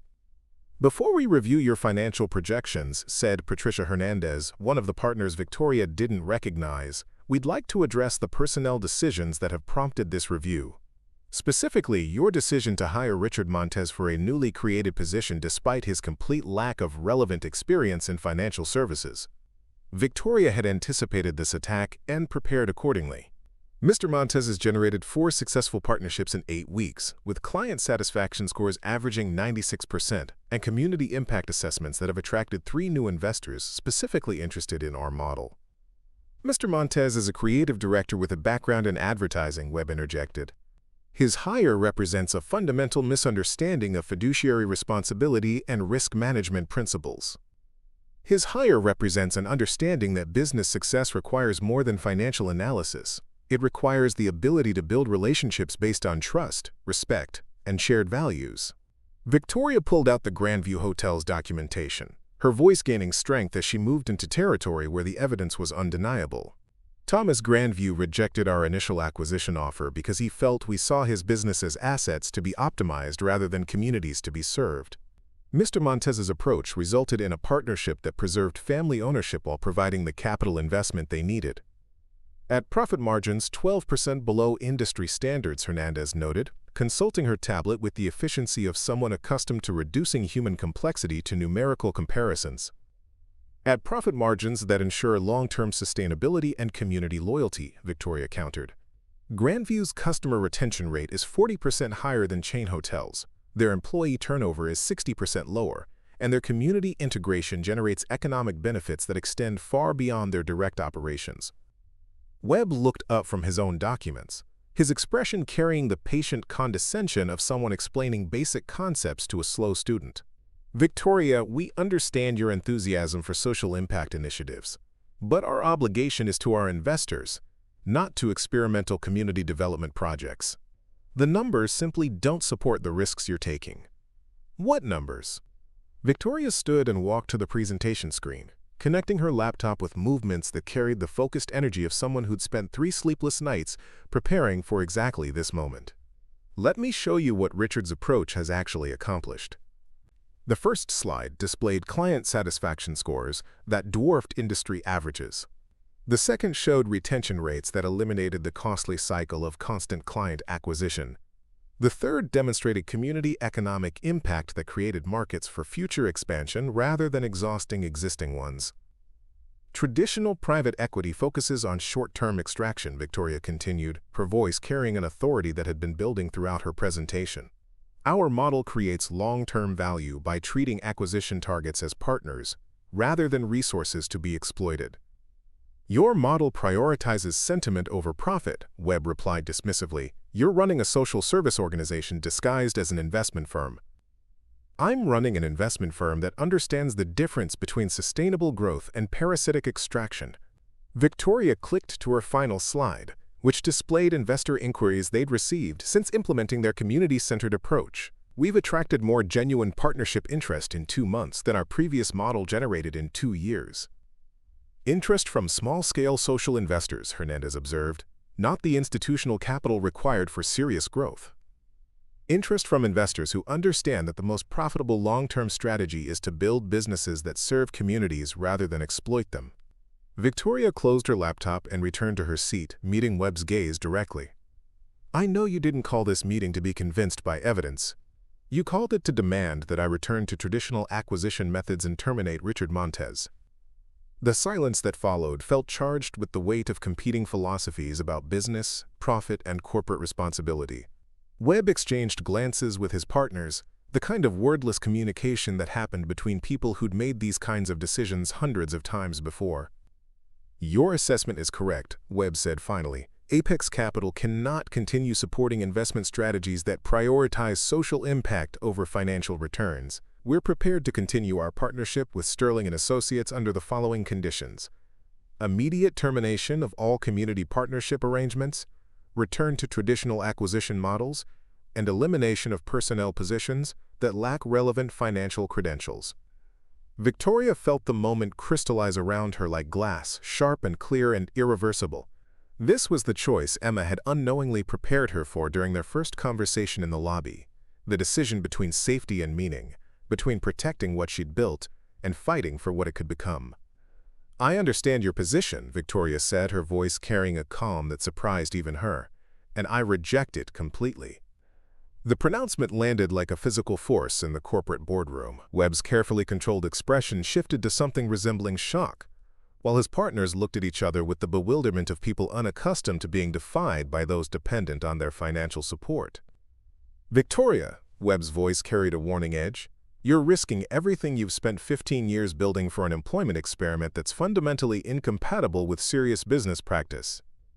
"I'm risking everything I've spent 15 years building to protect something more valuable than quarterly profit reports," Victoria replied, standing with the finality of someone who'd made an irrevocable decision.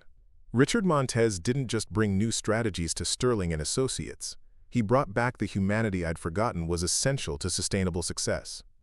She gathered her materials with deliberate calm, each movement a statement of commitment to principles that transcended financial calculation.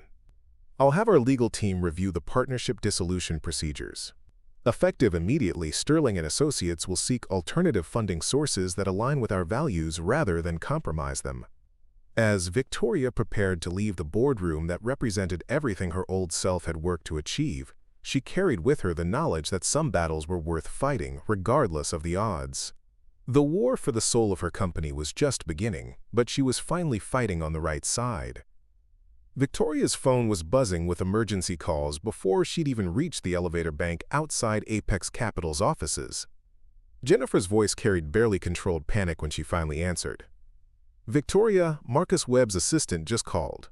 They're freezing our operating accounts effective immediately. We have 48 hours to secure alternative funding or we'll have to begin bankruptcy proceedings." Victoria stepped into the elevator, watching the numbers descend as her professional world collapsed around her. 15 years of building Sterling & Associates gone in a single moment of moral clarity. But underneath the shock and uncertainty, she felt something unexpected: relief. For the first time since starting her company, she was facing a crisis with her integrity intact. "Cancel all my meetings for the rest of the week," Victoria said, her voice steadier than she felt, "and schedule an emergency all-hands meeting for this afternoon. Everyone deserves to know what's happening before they read about it in the business journals." "Victoria, what are you going to tell them?" "The truth, that sometimes doing the right thing costs everything. But it's still worth doing."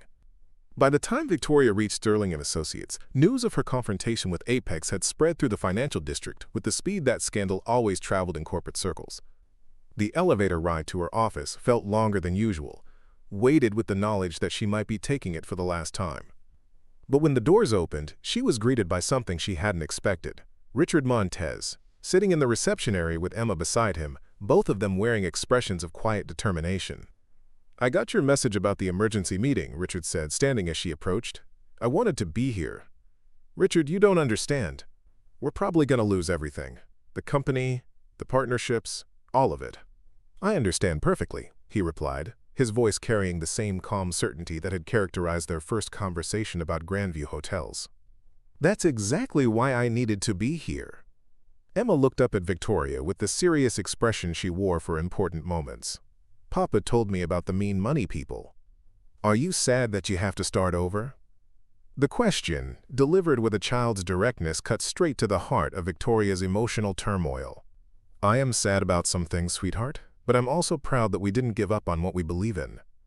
"Good," Emma said with satisfaction. "Mama always said that the right thing is usually the hard thing, and the hard thing is usually worth doing."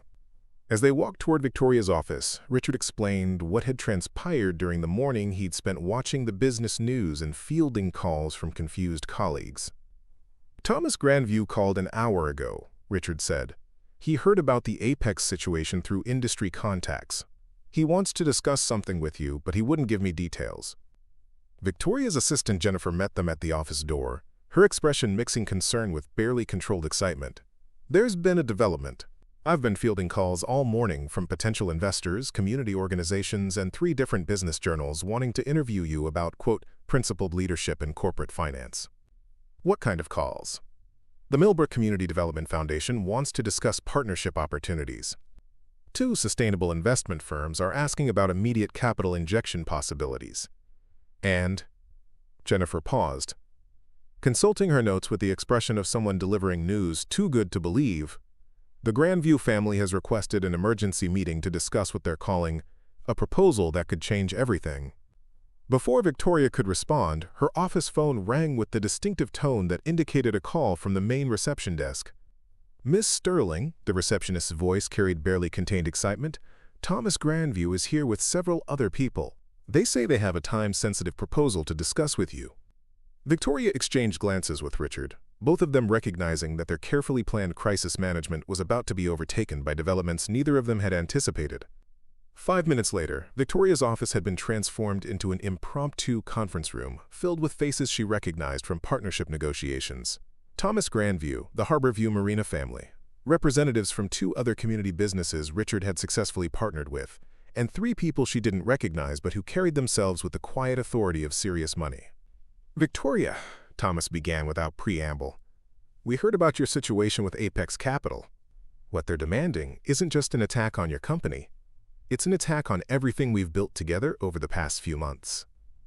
We've been talking since the news broke this morning, added Margaret Chen from Harborview Marina, and we think we have a solution that could work for everyone. One of the strangers stepped forward, a woman in her 60s with silver hair and the kind of presence that commanded attention without demanding it. Miss Sterling, I'm Caroline Winters from the Regional Sustainable Development Fund. We've been following your work with great interest. Victoria felt something shift in the room's energy, a sense that the morning's catastrophe might be transforming into something unprecedented. What we're proposing, Thomas continued, is a new kind of investment structure. The businesses you've partnered with, combined with sustainable development funds and community banking consortiums, want to become your new financial backers. Think of it as reverse equity, Caroline Winters explained. Instead of outside investors extracting value from community businesses invest in the firm that's helped them thrive. We maintain local control while providing you with the capital base you need to continue operations. Richard, who had been quietly listening from the corner of the room, stepped forward with the expression of someone solving a complex creative challenge. It's not just funding, it's proof of concept. You'd be demonstrating that community-centered businesses can create their own financial ecosystem. Victoria looked around the room at faces that represented not just business relationships, but genuine partnerships built on mutual respect and shared values. These weren't corporate executives evaluating quarterly returns. They were people whose lives and communities had been enhanced by the approach that Apex Capital had deemed financially irresponsible. The numbers work, Thomas added, pulling out documents that had clearly been prepared with considerable thought. Combined, we can provide 60% more operating capital than Apex was contributing, with partnership terms that align with your values rather than compromise them. Emma, who had been sitting quietly in a corner chair, suddenly stood up with the kind of announcement energy that adults had learned to pay attention to. This is like when David beat Goliath, she declared, looking around the room with the satisfaction of someone whose predictions had proven accurate. Except instead of one little person beating one big person, it's lots of good people beating one mean person. The simplicity of her observation broke the tension in the room, generating laughter that felt like a collective exhale of relief and possibility. Out of the mouths of babes, Caroline Winters said, smiling at Emma with genuine affection. That's exactly what this is. A demonstration that community-based business models can not only survive, but thrive when they work together. As the meeting continued and partnership details were negotiated, Victoria realized that the morning's crisis had accomplished something that months of traditional business development never could have achieved. By forcing her to choose between profit and principle, Apex Capital had inadvertently created the conditions for an entirely new model of corporate financing, one that aligned investment capital with community values and sustainable growth. The company she'd thought she was losing had been transformed into something bigger and more meaningful than anything she could have built within traditional corporate structures. And it had all started with a 7-year-old girl who understood that sometimes the best solutions came from the most unexpected places. 18 months later, Victoria Sterling stood before a packed auditorium at the National Conference on Sustainable Business Development. But her attention kept drifting to the front row where Richard and Emma sat with a kind of proud smiles that meant more to her than any professional accolade ever could. The keynote address she was about to deliver would be covered by 3 business journals and live-streamed to corporate leaders across the country, but the story she planned to tell had begun with a conversation in a marble lobby and a 7-year-old's simple question about why grown-ups didn't have best friends. "Ladies and gentlemen," Victoria began, her voice carrying to the back of the auditorium with the confidence of someone who'd learned that authenticity was more powerful than any corporate presentation technique, "I want to tell you about the day a child taught me that the most successful businesses are built on the radical idea that people matter more than profit margins." In the audience, Emma sat up straighter, recognizing that she was about to become part of a story that would reach thousands of business leaders. Richard placed a gentle hand on her shoulder, his expression mixing parental pride with the deeper satisfaction of someone whose professional struggles had contributed to something genuinely meaningful. The Sterling and Associates that Victoria described in her keynote bore little resemblance to the traditional private equity firm she'd built over 15 years of ruthless efficiency and analytical detachment. The community investment model that had emerged from their crisis with Apex Capital had revolutionized not just their operations, but their entire industry's understanding of sustainable growth. "We now operate as a cooperative consortium," Victoria explained, clicking through slides that showed community development projects spanning 12 states. "Instead of extracting value from local businesses, we help them create networks that strengthen entire regional economies. Our investors aren't distant shareholders focused on quarterly returns. They're the communities and businesses whose success is directly connected to our own."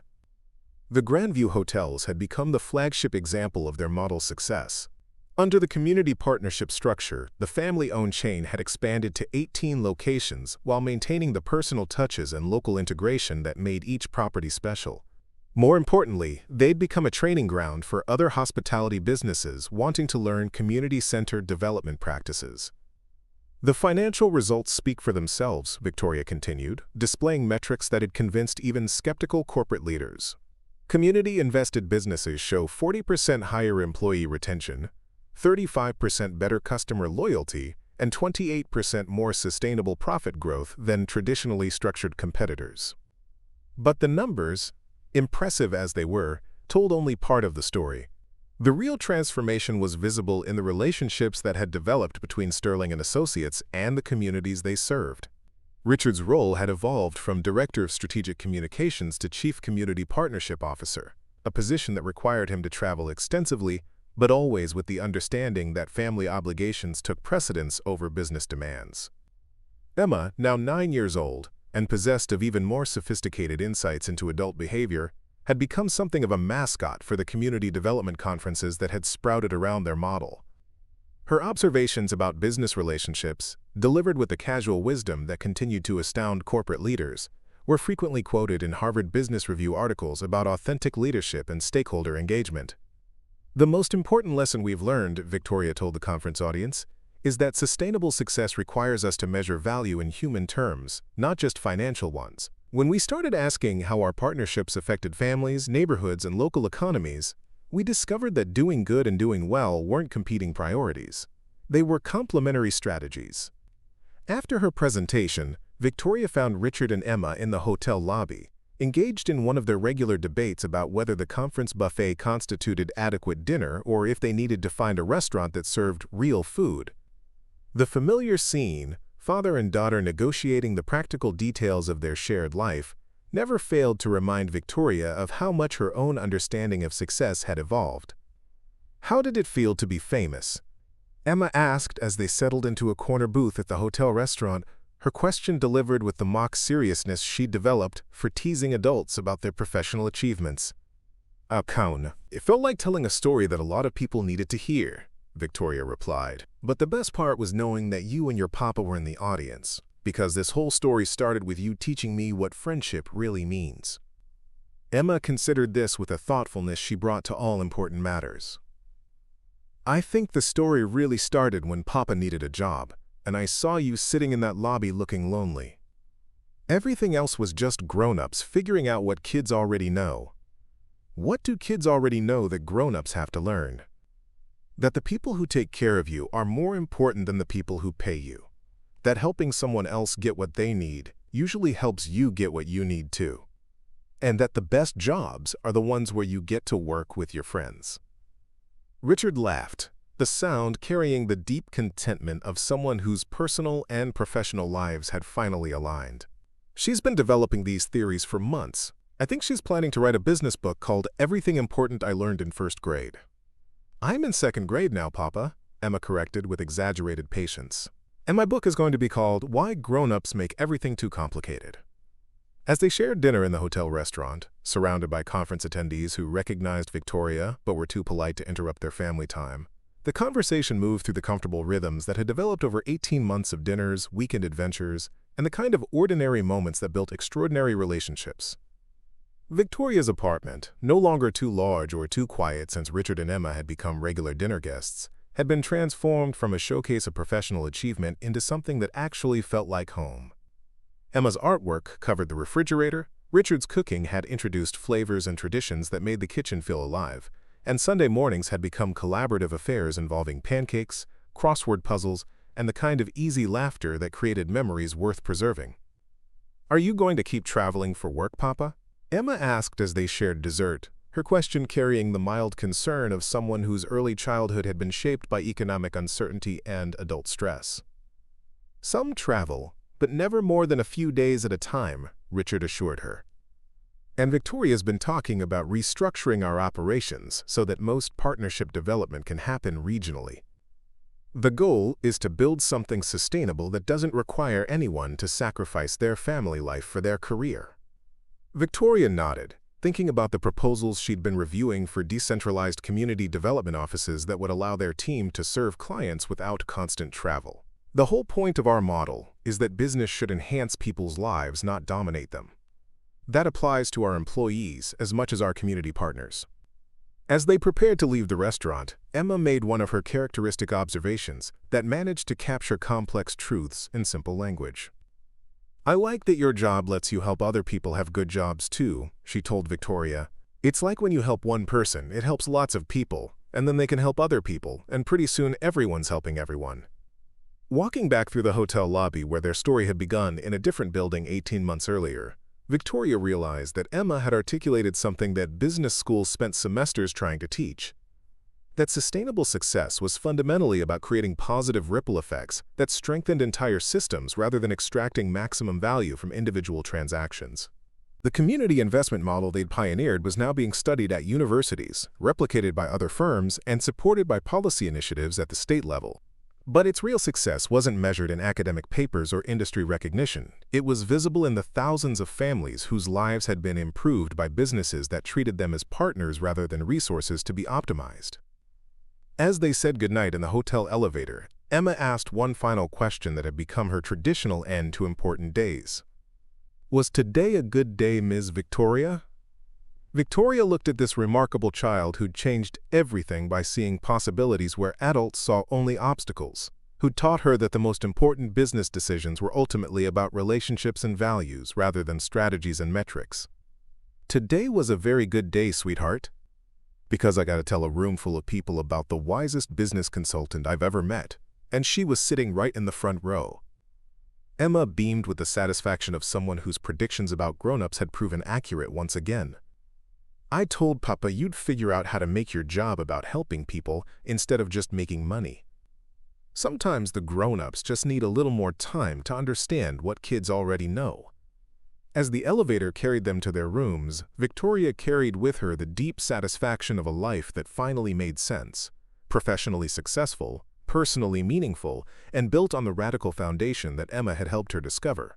That the best businesses, like the best friendships, were measured not by what you could extract from them, but by what you could contribute to them. The story that had begun with a desperate father's job search and a child's innocent kindness had become something neither of them could have imagined, a new model for how business could serve humanity rather than simply exploit it. And it all started with a 7-year-old, who understood that sometimes the most important meetings happened when you were brave enough to introduce yourself to a stranger who looked like they needed a friend. Up next, you've got two more standout stories right on your screen. If this one hits the mark, you won't want to pass these up. Just click and check them out. And don't forget to like, subscribe, and turn on the notification bell so you don't miss any upload from us.